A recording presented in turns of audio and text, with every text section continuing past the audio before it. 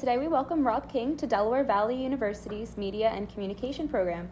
Rob is the Senior Director of the 76ers Basketball Communications, a role he took on before the 2022-2023 NBA season. King joined the Sixers Communication Department in October 2015 as Media Relations Coordinator. During more than 7 seasons with the team, King has been tasked with being the main link between the NBA team and local and national media. Rob is originally from Long Island, New York, and he earned his undergraduate degree in sports communication from Marist College. Welcome to Delaware Valley University. We thank you for being here. Thanks so much. Appreciate it, guys. Thank you for having me, Professor Callahan, and glad to answer any questions you guys may have. All right. So let's begin by talking about what your day-to-day life is like. Walk us through a day in your shoes. It's a great question because I posed this question to Dr. Callahan the other day, and really the short answer is no 2 days are the same. So I think today, the reason I selected today to come here was because I knew that we'd have a team off day. So I guess the easiest way to frame it is that the NBA calendar is broken into 3 types of days, I'd say. 1's game day, 2's practice day, 3's off day. So the last 2 days were game days. You guys all know we played Saturday and Sunday and won them both. So that's good. And then it's kind of an unwritten NBA rule that coming off of consecutive games, you won't have practice the following day. So I knew that today we'd have off. And as such, it worked well. So today is like catch-up day, if you will. That off day is what did I not get to day of game, day of practice. Game day is very regimented. It's we have morning practice, morning shoot-around is the way we refer to it in the NBA, is like from 10 a.m. to 11 a.m., at which we'll have media. I know one of our people that covers us on a relatively regular basis was recently here, and Mike Sealski, so he was at our shoot-around yesterday. And then there's a interview at the end of that portion where we have a player speak to the media, and they'll kind of preview the game. And we'll transition to the arena in the afternoon. 3 hours prior to the game, media starts arriving, picking up their credentials, finding their seats, and those sorts of things. And our head coach is available for another interview an hour and 45 minutes prior, the visiting coach 90 minutes prior, and the locker rooms are open prior to the game as well. So the media will get a bunch of pregame sound bites leading in. In game, that's when I'm focused on kind of what I'd phrase as box score tracking. So I have those stats live, and we'll look for anything notable that I'll put out on a Twitter account called Sixers Stats. Last night's Sixers Stats was very active, as you might imagine, because there was records being broken and whatnot. So that's in-game, and then post-game is more interview time. So you guys have all seen that's what this is for, the post-game interviews. So coach and 2 players will speak at the podium, which is similar setup to this, and the rest of the players will be available in the locker room. The locker room access was reintroduced this year for the first time since the pandemic. So the media has been back in the locker room for the first time since early 2020. That's your game day. Your practice day is a dumbed down version of that, where our typical practice is 11 a.m. to 12:30. We have the media arrive around 12:15 in the afternoon, and then we'll have media availability, which is a fancy phrase for interviews following practice. So coach and 2 players in that regard as well. And then, like I said, the off days, the catch up, and what did I miss? What outstanding requests do we have, interviews or otherwise? And that's what today is. But I think that is a long-winded answer to a day-to-day. There isn't really a typical day, but it's correct. There are similarities between some days. Yeah, I think there's certain tasks like our daily clips, which you guys may or may not be familiar with, is essentially like a morning email of all the articles that pertain to the team that goes out to the key stakeholders within the team, ownership, C-suite level employees, etc. And it's gathering those every day. So that's a consistent one. Oh, it's definitely nice. What did you focus on in college that led you to this position, to this role, and has let you succeed? That is a good question. I think that initially when I was a freshman, my focus was more actually on the media side than it was on the PR side. I was interested in broadcast and radio and things of that nature, or being on SportsCenter, all that jazz. And it wasn't until I was a junior that I became familiar with public relations, which almost just happened as a matter of happenstance, because I had applied do an internship with the Brooklyn Nets, and they had you list your top 3 departments, and public relations was one of mine that I put on the list, and I got placed in that, fortunately enough. And from there, I kind of learned all of these things that are going on behind the scenes to make the media side possible and to help reporters and journalists, so on and so forth, get their jobs done at a high level. So I actually really took a liking to that, and it allows, and this is still true, but me to be part of the team and also have these relationships outside of the team. It's a very unique role. Do you feel like that was almost meant to happen? Like, you truly found your calling in that opportunity? Yes, for sure. And the reason I say that is because I joined like the TV club at my college, and it wasn't really exactly what I kind of envisioned it to be. So I started thinking of what was next. I did a weekly radio show with a classmate of mine on the airwaves. My parents would listen and they'd call in. It was one of those. So it was fun, but I think that, to your point, finding this other pathway, it was almost natural. Oh, that's awesome. And I think that's almost inspirational for a lot of us here, where, you know, we're learning so many different things, and it can be hard to narrow down and pick just one to focus on or to want to make a career out of. So it's nice to know that even if it's not what you set out to do, Sure, what you end up doing may truly be what you're perfect for. Yeah, it reminds me of even when you're picking a school, right? You visit so many schools, and then one of them is the one you end up like falling in love with or wanting to go to. It was similar for me in terms of exploring different roles within sport and finding the one that clicked with me the most. Oh, I love that. So what is a skill that you did not necessarily realize would be so important to have for a communications director, that once you're in the role, you realize, wow, that really came in handy? I smile because there's so many.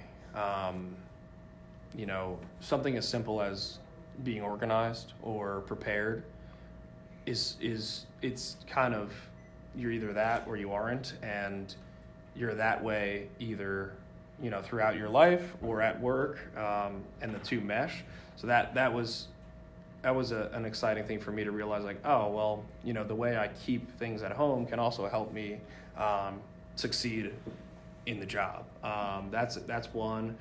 Obviously, I think, you know, this one goes without saying because you guys are all doing it now, but writing is inherent to the job, and I've always enjoyed doing that. So, you know, finding a place where I can do that in a way that's not quite the same way as a journalist, where it's every single day, but you know, that's exciting. I mean, and in the same vein, the way that you craft emails to certain folks, it goes a long way. So writing in that regard as well. And then lastly, I would say, and I tend to overuse this phrase, but attention to detail is something that, it's another one of those that falls in the same bucket as organization, but the ability to proofread, to care about what you're doing, to you know, double, triple check things. And we had just talked about this earlier. Dr. Callahan and I was, you know, everything that we send along in our department is reviewed 2, 3, 4 times before it goes anywhere public. And I relish the fact that people rely on me to be a gatekeeper, if you will, for, hey, how does this look? What do you think of this? And things of that nature. That's kind of nice to know, because I know that, at least for our major, one of our required courses is professional communications. Sure. And there are some things that we've learned where the way you structure and phrase an email written to one individual is going to be different from 100%. if you were sending it to somebody else. So it's nice to know that the things that we are learning are truly applicable and up to date with how things truly are in the workforce today. Definitely. That being said, are there any certifications, classes, or experiences you would recommend someone have if they want to follow a similar career path outside of the standard education?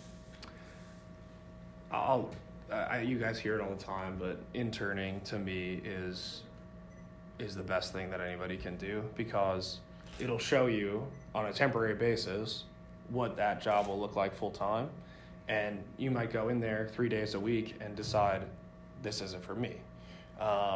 My first ever internship was my sophomore summer, and it was doing public relations, but it was for a company that was doing PR for like kitchen brands, so like knives and sorts of appliances and things like that. And while I was able to kind of understand how to maintain a media list or pitch certain items, that wasn't kind of what I was trying to do long term. So that was helpful to me in the sense that, hey, I made some summer money to still hang out with friends and whatnot, but it also taught me that, okay, traditional PR might not be the route. But yeah, I think interning is the key, to me at least. In terms of certifications and classes and whatnot, it's actually, there's no requirement for anything beyond a bachelor's degree in our field. I don't have a master's myself. I did minor in business in addition to communications, so I think that I look back fondly on that because I got to get a little bit of the business side stuff. But once you're out and you've completed your bachelor's degree, then teams and leagues are certainly comfortable with interviews and that process. Thanks. Well, it's good to know, especially I know some of us are approaching graduation. Mm-hmm. I myself in May, a couple others in the next coming years. What is an aspect of the job that surprised you or that you were not expecting when entering into it, whether an internship or your first true position, just anything that you were surprised by? I think, as a kid, watching ESPN on a loop and watching SportsCenter, the interviews take place and there's always that person in the background, 2 more questions, 1 more question, etc. When you're outside of the business, there's no real understanding of who that person is or what they do on a day-to-day. So in one sense, the whole job was new to me, and it was a learning experience from the whole way through, because it's very much a behind-the-scenes type of role, and the journalists don't necessarily say oh, so-and-so helped me with this, because that's not what us in the PR field are doing it for, recognition. It's more to just do your job at a high level, make sure that the team is covered in a favorable way, et cetera, et cetera. And that to me was most surprising to me. And then I'm going to cheat and look at Jake's next question, but that was about the traveling, and that's something that I never really envisioned as my role. I was oh, travel is for the players, coaches, et cetera. So I would say those 2 things were the surprises for me. It's good to know. Since we already dipped into Jake's questions, do you want to continue on there, Jake? Yeah, so it's a little bit more about the traveling. Yeah. So you travel with the team, players, coaches. Yeah, that to me, like I said, was surprising about that the league, meaning the NBA and NFL, so on and so forth, mandates that a public relations professional travel with the team in order to facilitate these interviews and make sure that everything goes well from that point of view, because the media members, in any city, they're different people. The people that, the players don't know, the coaches don't know, et cetera. So having somebody from our side ends up being important, because you're going to introduce the 2, make sure that the player's comfortable, the coach knows who they are, so on and so forth. So yeah, I'm on virtually every road trip. Yeah, so with how often you're traveling, how do you maintain a work life and a life outside of work? It's a $1 million question. It takes some foresight. I know, working with Professor Callan on settling on this date, I needed to find, and because we've been working on this for months, a pocket in the schedule that made sense where I'd have multiple hours to travel and to come to you guys. So it's planning is what it is. what night am I free. We have an interesting stretch here where we've got 4 straight days without a game, which is almost unheard of in an NBA season. So myself and my wife now have plans, right? It's almost automatic because it's the only time that I'm able to do that. But I'll say this, there is a very much work-life balance aspect to the off season because there's no games, there's no long nights.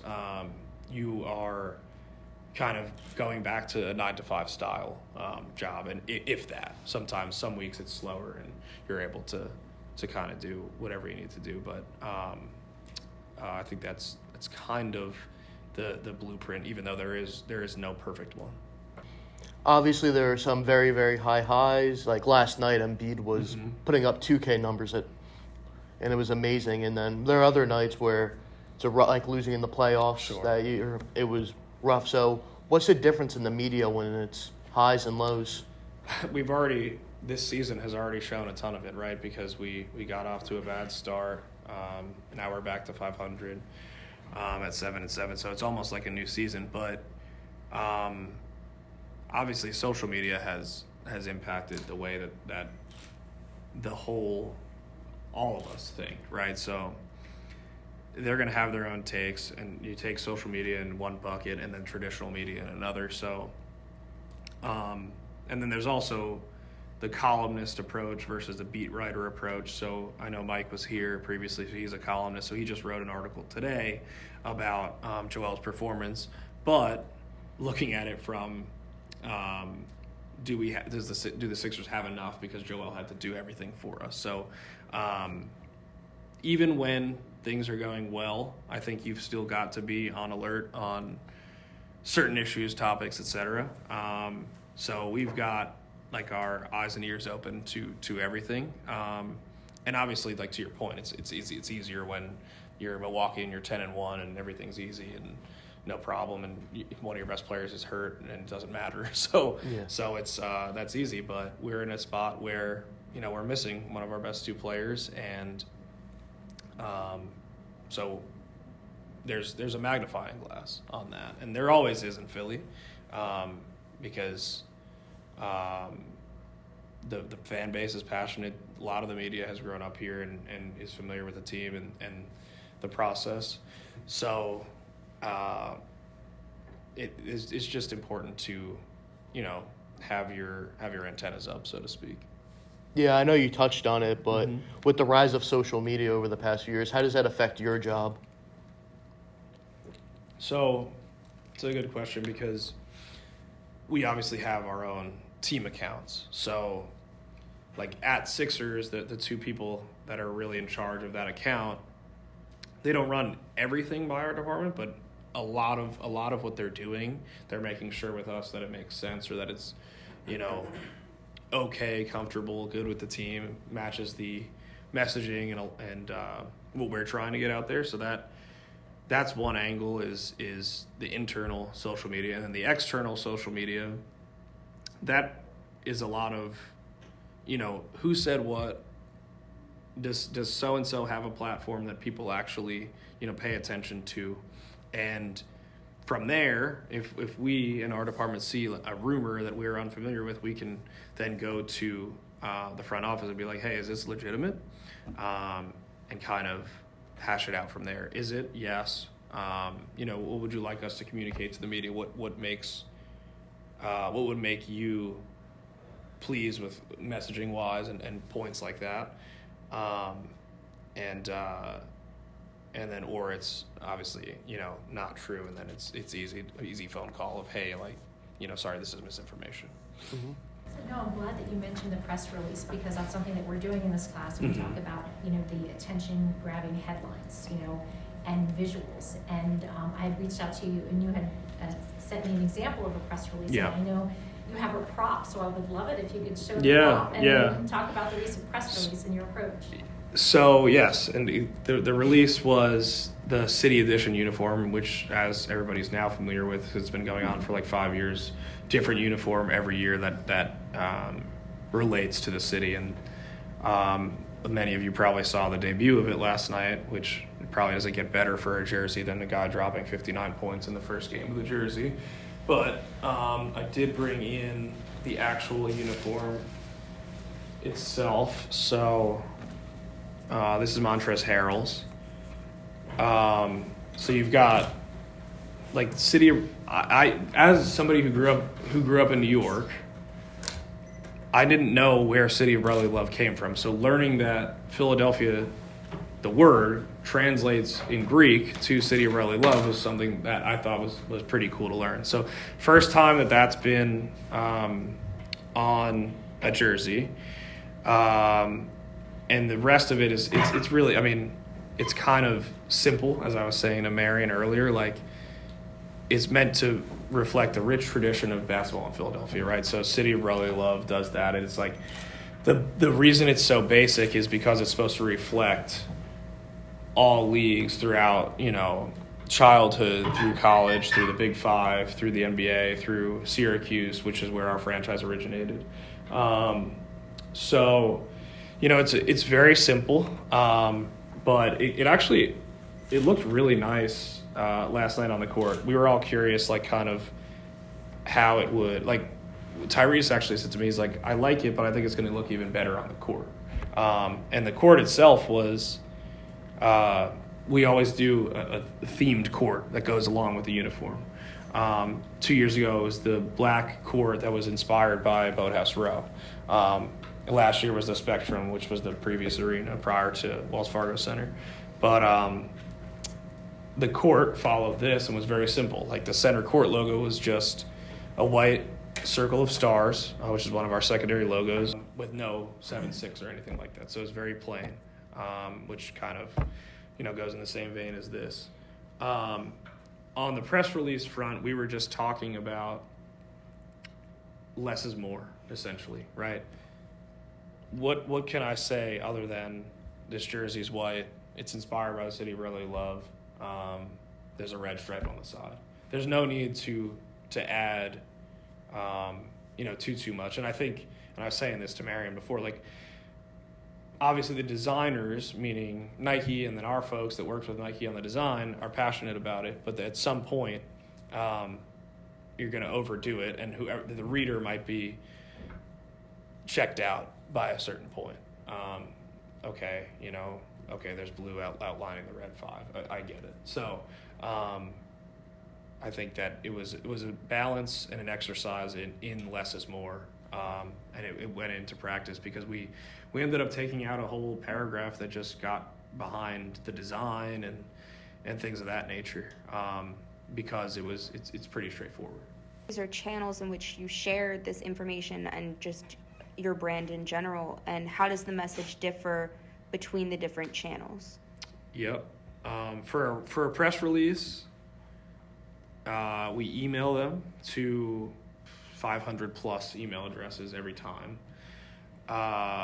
And then we work with our social media to post the press release online. So that is typically, it's a pretty generic post. They'll put their own twist on it, but something like new City Edition jerseys have been released, and then the link to the release. The release will live on the website as well as the app.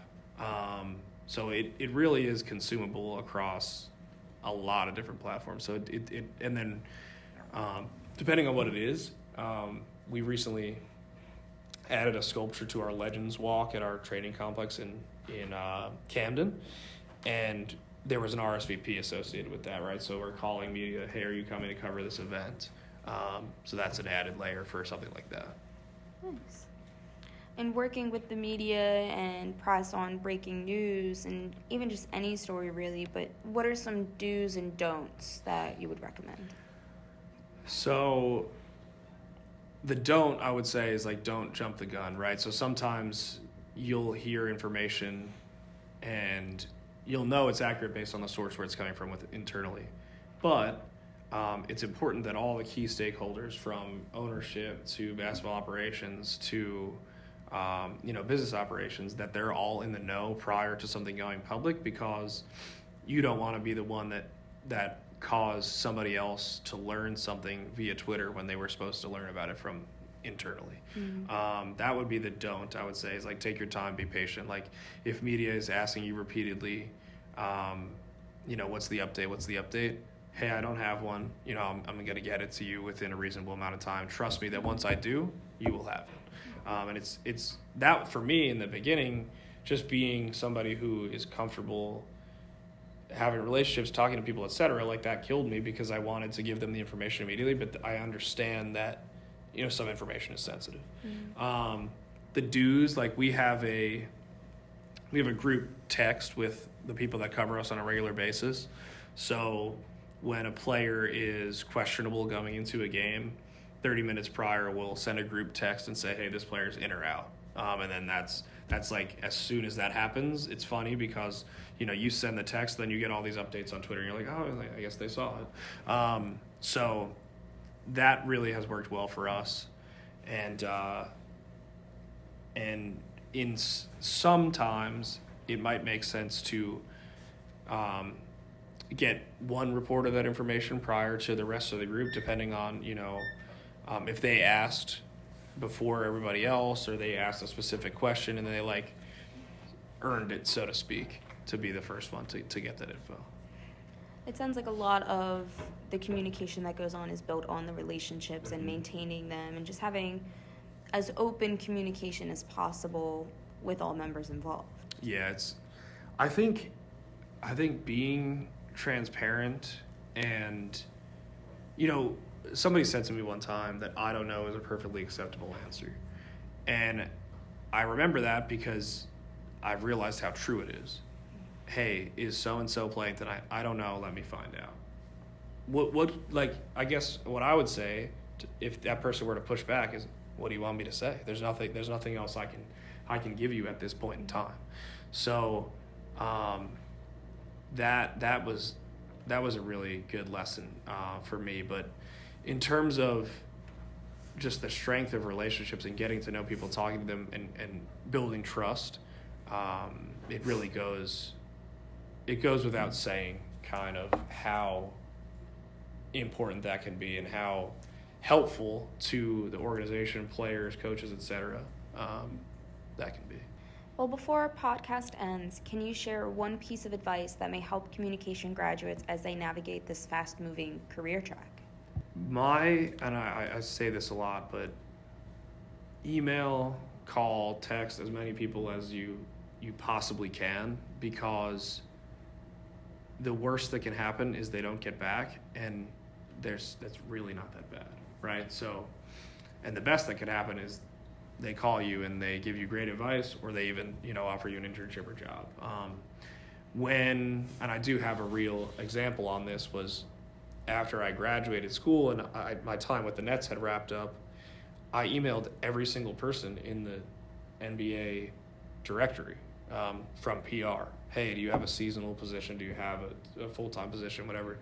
And my percentage wasn't great on replies, but there were two that had gotten back, and it was Memphis and Orlando, and I went through the interview processes with them, and it was very beneficial, and I learned, and, you know, obviously I ended up taking the spot at the NFL league office, which was convenient at the time because of where I was living. But I say that to say that reaching out, connecting, you know, LinkedIn, email, phone, whatever it may be, it's worth it, and it can't hurt in any regard, in my opinion. To be a little cliche, you miss 100% of the shots that you don't take. That's the truth. I think that's really good advice, and especially as some of us are entering the workforce or even just looking for an internship, I think that's really something that we don't necessarily hear a lot, is just take that chance, and if you don't hear back, you don't hear back. It's totally fine, you know, and if the person doesn't, the other thing is, just take an email, for example, it's still sitting there, right? If they don't reply within a week, that doesn't mean they're never going to see it. So it's definitely worth sending it. And even if they don't have anything for you right then, you've now made a connection where if they have something open later, sure, they'll reach out. Right, they might say, hey, here's our contact within our HR department. They'll keep your resume on file, or thanks for the interest, and kind of go from there. Well, thank you. I think that was excellent advice. For sure. So we here at Delaware Valley University want to thank you for your insight into the world of Sixers basketball communication. We also want to thank you for taking the time to visit us and share your expertise. We certainly hope to have you here again. Absolutely. Thanks so much, guys. Appreciate Thank you. it.